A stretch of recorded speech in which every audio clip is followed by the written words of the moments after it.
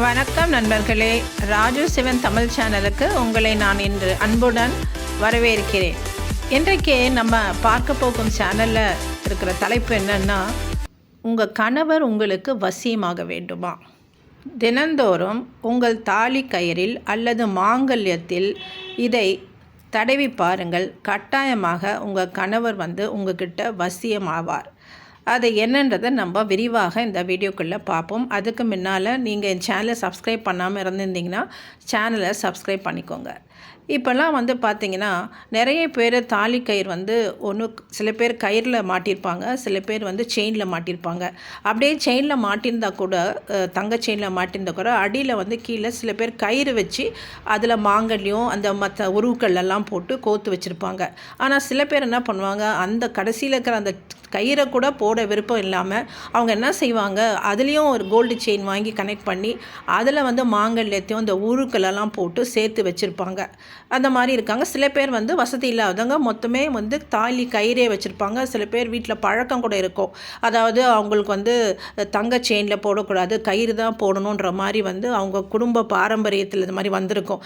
அந்த மாதிரியானவங்க என்ன பண்ணுவாங்க, முழு தாலி கயிறில் அவங்க மொத்த தாலி அந்த உருக்கள் லக்ஷ்மி பொட்டு அந்த மாதிரி எல்லாத்தையுமே அவங்க அழகாக கோத்து வச்சுருப்பாங்க வரிசையாக.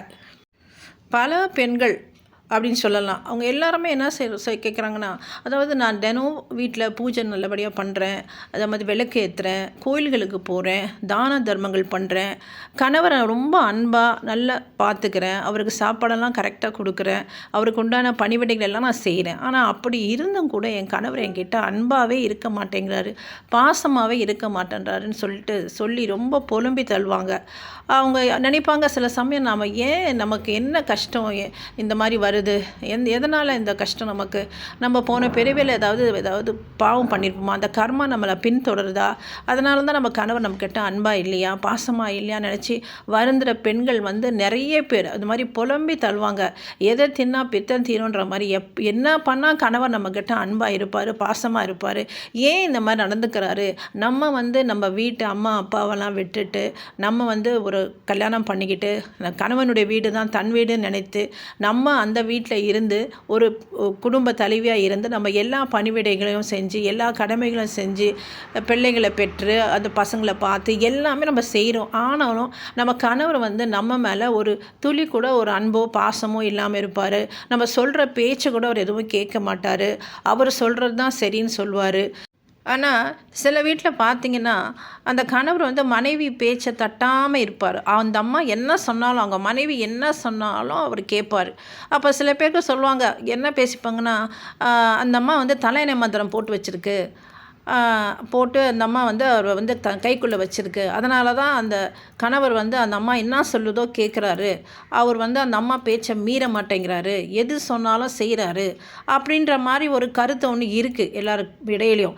ஆனால் நான் என்ன சொல்கிறேன், ஒரு கணவர் நம்மக்கிட்ட அன்பாக பாசமாக இருக்கிறதுக்கு வசியம் பண்ணுறதுக்குன்றது தப்பு கிடையாது. ஏன்னா நம்ம நம்மளுடைய கணவரை தான் நம்ம வசியம் பண்ணுறோம் இல்லைங்களா, மற்றவங்கள நம்ம வசியம் பண்ண போகிறதில்ல. நம்ம தாலி கட்டிட்டு வந்த கணவர்கிட்ட நம்ம நல்லா சந்தோஷமாக ஒற்றுமையாக வாழணும் தான் நம்ம நினைக்கிறோம். ஸோ அந்த கணவர் நம்மக்கிட்ட ரொம்ப அன்பாகவும் பாசமாகவும் இருக்கணும் தான் நம்ம நினைக்கிறோம். அது நியாயமான ஒரு ஆசை. அதனால் இப்போ நான் சொல்ல போகிற இந்த பரிகாரத்தை நீங்கள் செஞ்சீங்கன்னா கட்டாயமாக உங்கள் கணவர் உங்கள் பேச்சை கேட்க ஆரம்பிப்பார். அதாவது உங்கள் பேச்சுன்றது நான் முழுமையாக உங்ககிட்ட அடிமையாகணுன்ற மாதிரி நான் சொல்லலை. அதாவது உங்கள் மேலே ஒரு அன்பு, ஒரு பாசம், ஒரு கரிசனை வரும். அதே மாதிரி அவர் உங்களை கொஞ்சம் மதிக்க ஆரம்பிப்பார். நீங்கள் சொல்கிறதையும் கொஞ்சம் செவி கொடுத்து கேட்பார், நீங்கள் சொல்கிறதையும் செய்வார். அந்த மாதிரி ஒரு பரிகாரத்தை தான் நான் சொல்ல போகிறேன். அது சின்ன பரிகாரம் தான், எளிமையான பரிகாரம் தான். நான் சொல்கிற மாதிரி நீங்கள் செஞ்சு வந்தீங்கன்னா உங்களுக்கு கட்டாயமாக இது உங்களுக்கு கிளிக் ஆகும். இதை செய்கிறதுக்கு நம்ம முதல்ல பார்க்க வேண்டியது மெயினாக கயிறு. அதாவது தாலி செயின் கோத்துருக்கவங்க அந்த கீழே அந்த மாங்கல்யத்தை கோக்கிறதுக்கோ செயினே மாட்டியிருந்தீங்கன்னா நீங்கள் கொஞ்சம் தயவுசெய்து அந்த செயினை எடுத்துகிட்டு அதுக்கு பதில் கயிறு, மஞ்சள் கயிறை கோத்து அதில் மாங்கல்யம் அந்த உருப்படிகள்லாம் நீங்கள் கோத்து மாட்டிக்கோங்க. அதே மாதிரி கயிறே போட்டிருப்பாங்க, தாலி கயிறே போட்டு அதில் மாங்கல்யம் கோத்துருக்கவங்க, அது ஓகே, அது அப்படியே செய்யலாம் இந்த பரிகாரத்தை. ரொம்ப ஏன்னா நம்ம அந்த இப்போ என்ன சொல்கிறது, அந்த மாங்கல்யத்தில் வந்து நம்ம அந்த பரிகாரம் செய்கிறதுக்கு மெயினாக அந்த கயிறு தான் வேணும். நம்ம கயிறில் தான் நம்ம வந்து அந்த பொருளை தடவி நம்ம வந்து நம்ம கணவர் வந்து நம்ம மேலே அன்பாகவும் பாசமாக இருக்கிறதுக்கு செய்யக்கூடிய வசியமாகும் அது. புரியுதுங்களா? இப்போ இந்த கயிறு அந்த மாங்கல்யத்தோடு சேர்த்து சில பேர் வந்து என்னென்ன கோத்துருப்பாங்கன்னா, லக்ஷ்மி பொட்டு கோத்திருப்பாங்க, வாழை சீப்பு கோத்திருப்பாங்க. வாழை சீப்பு எதுக்கு கோக்குறாங்கன்னா, அதாவது அந்த பாரம்பரியமாக அந்த குடும்பம் வந்து வாழையடி வாழையாக நல்லபடியாக இருக்கணுன்றதுக்காக அந்த வாழை சீப்பை கோக்குறாங்க. அதுக்கப்புறம் வந்து அன்னாச்சி பூ கோப்பாங்க. அதுக்கப்புறம் சந்திரப்பிறை, சூரியப்பிறை இதெல்லாம் கோப்பாங்க. அப்புறம் நோன்பு இருக்கிறவங்க வந்து நோன்பு முடித்து வந்து கோப்பாங்க. தீபாவளிக்கு வரோம் இல்லைங்களா நோன்பு, அப்போ அவங்க இருக்கிறவங்க தான் வந்து அந்த நோன்பு முடித்து கட்டாயமாக கோப்பாங்க. அதை தவிர சில பேர் வந்து லக்ஷ்மி காயின்ஸு நிறைய வாங்கி கோப்பாங்க. அது எதுனா சில பேர் சேமிப்புக்காக, அதாவது 1 கிராம் 1/2 கிராம்ன்ற மாதிரி காயின்ஸ் வந்து கோத்துக்கிட்டே வருவாங்க. அவங்களுக்கு வேணும்போது அந்த காயின்ஸை எடுத்து அவங்க விற்று கூட வேறு ஏதாவது ஒரு நகை கூட வாங்குவாங்க. புரியுதுங்களா? எப்போவுமே ஒன்று சொல்கிறேங்க, நீங்கள் வந்து இந்த மாங்கல்யத்தில் வந்து உருவெல்லாம் கோர்த்து அது கயிறாக இருந்தாலும் சரி, அது செயினாக இருந்தாலும் சரி, நீங்கள் என்னென்ன எல்லாம் கோர்த்துருக்கீங்களோ எப்போவுமே அது வந்து அந்த செயினும் அந்த மாங்கல்யமும் வந்து உங்களுடைய புடவைக்குள்ளே தான் இருக்கணும், ப்ளவுஸ்க்குள்ளே தான் இருக்கணும். அது வெளிப்படையாக நீங்கள் காமிக்கக்கூடாது. அதாவது சில பேர் இப்போ அது ஃபேஷன் மாதிரி ஆயிடுச்சு. ஏன்னா அதை கோல்டு செயினில் மாட்டிடுறாங்களா, அதை ஒரு செயின் மாதிரி ஆக்கிட்டு அதை என்ன பண்ணுறாங்க, எடுத்து வெளியில் விட்டுக்கிறாங்க. ஆக்சுவலாக வந்து அந்த மாதிரி விடக்கூடாது. தயவுசெய்து அது கொஞ்சம் நீங்கள் வந்து அதை அவாய்ட் பண்ண பாருங்கள்.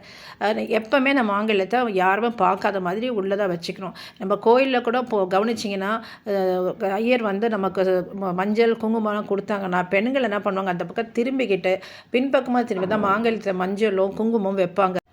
சரி, இப்போ நம்ம என்ன செய்யணுன்றதை நான் அதை சொல்கிறேன் பரிகாரம். அதாவது நம்ம கணவர் நம்மக்கிட்ட வசியமாகறதுக்கு நம்ம என்ன செய்யணுன்றதை சொல்கிறேன். அதாவது பூஜை அறையில் நீங்கள் நெய் தீபம் ஏற்றிடுங்க. முதல்ல நெய் தீபம் ஏற்றிட்டு வசம்பு, அது வந்து கடையில் கிடைக்கும், அது பேர் சொல்லாதுன்னு தான் சொல்லுவாங்க. அது வந்து நாட்டு மருந்து கடையில் கிடைக்கும். வீட்டில் இருக்கிற வசம்பை நீங்கள் யூஸ் பண்ணாங்க, இது பழசு.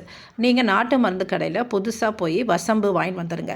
வாங்கி வந்துட்டு அதை வந்து நீங்கள் வந்து நெய் தீபம் ஏற்றுறீங்க இல்லையா, பூஜை அறையில் நெய் தீபம் ஏற்றிட்டு அதை உங்களுடைய உள்ளங்கையில், அதாவது உள்ளங்கையில் வச்சுக்கிட்டு நீங்கள் உங்களுடைய கணவர் பெயர் சொல்லணும் மெயினாக. அதாவது என் கணவர், அவருடைய பெயர் நான் ஸ்க்ரீனில் கொடுக்குறேன் உங்களுக்கு கரெக்டாக, அதை நல்லா பார்த்துக்கோங்க. என் கணவர் அவருடைய பெயர் சொல்லி என்னிடம் வசி என்று ஒரு 108 முறை நீங்கள் சொல்லணும். முடிஞ்சால் 1008 முறை கூட நீங்கள் சொல்லலாம், தப்பே இல்லை. ஏன்னா நீங்கள் இந்த மந்திரத்தை 1008 தடவை சொல்லும் போது இது வந்து மந்திரம் வந்து உருவேறுது, சக்தி அடையுது. அதுக்கு சக்தி நிறைய கிடைக்க ஆரம்பிச்சிடும். அதனால் வேகமாக வேலை செய்யும். அதனால் முடிந்த அளவுக்கு நீங்கள் 1008 முறை சொல்ல பாருங்கள். அப்படி முடியவில்லை என்றால் ஒரு நாளைக்கு ஒரு 108 முறையாவது சொல்ல பாருங்கள். சொல்லி முடித்த பிறகு பயபக்தியுடன் நீங்கள் சொல்லும் போதே நீங்கள் மனசில் நினச்சிக்கணும், உங்கள் கணவர் வந்து உங்கள்கிட்ட அன்பாகவும் பாசமாகவும் இருக்கணுன்ற மாதிரி ஒரு மனசுக்குள்ளே நினச்சிக்கிட்டே தான் நீங்கள் வந்து என் கணவர் அவருடைய பெயர் சொல்லி என்னிடம் வசின்னு சொல்லணும். நான் திருப்பி சொல்கிறேன் பாருங்கள், மறுபடியும் நல்லா கவனிச்சுக்கோங்க. என் கணவர் அவருடைய பெயர், உங்களுக்கு சப்போஸ் அவருடைய பெயரை சொல்கிறதுக்கு முடியலன்னா மனசுக்குள்ளே சொல்லிக்கிட்டு என்னிடம் வசின்னு சொல்லணும். இதை மாதிரி சொல்லி முடித்த பிறகு நீங்கள் என்ன செய்யணுன்னா, அந்த வசம்பை வந்து நீங்கள் மஞ்சள் இழைக்கிற கல் இருக்கு இல்லைங்களா, அந்த கல்லில் அந்த வசம்பை வந்து நீங்கள் இழைக்கணும். அந்த கல்லில் நீங்கள் இழைச்சிங்கன்னா அது வந்து கொஞ்சம் லேசாக தண்ணி விட்டு இழைச்சிட்டு அதில் கொஞ்சம் மஞ்சள் நீங்கள் தினம் பூசிப்பீங்க இல்லையா, உங்கள் மஞ்சள் கயிறுக்கு பூசுவீங்க இல்லையா, அந்த மஞ்சள் இருக்கும் இல்லைங்களா, அந்த மஞ்சளையும் கொஞ்சம் அந்த தேய்த்த அந்த வசம்பு இதில் வந்து போட்டு கலந்து அதை வந்து எடுத்து உங்கள் மாங்கல்யத்திலே வைக்கணும். அந்த கயிறு இருந்தால் அந்த கயிறுலேயும் கொஞ்சம் வைங்க.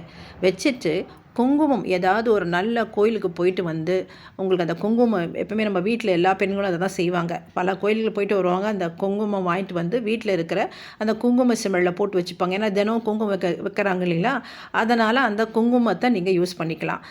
அந்த குங்குமத்தில் இன்னும் நீங்கள் பச்சை கற்பூரம் சேர்த்து வச்சுக்கிட்டிங்கன்னா உங்களுக்கு இன்னும் ரொம்ப பலன் கிடைக்கும். ஸோ அந்த குங்குமத்தை நீங்கள் என்ன பண்ணணும், அந்த வசம்பும் அந்த மஞ்சளும் கலவை இருக்கு இல்லைங்களா, அதை உங்கள் மாங்கல்யத்தில் வச்சுட்டு அதுக்கு மேலே நீங்கள் இந்த குங்குமத்தை பயபக்தியோடு வைக்கணும். அது வைக்கும் போது மனசுக்குள்ளே என்னென்னா, என் கணவர் என்னுடைய பேச்சை கேட்கணும், என்கிட்ட அன்பாக இருக்கணும், என்னோட பாசமாக இருக்கணும்னு சொல்லிவிட்டு நீங்கள் மனப்பூர்வமாக வேண்டி நீங்கள் அந்த குங்குமத்தையும் அந்த இதை வச்சிடணும் உங்கள் மாங்கல்யத்தில் வச்சுட்டு நீங்கள் பாருங்கள்.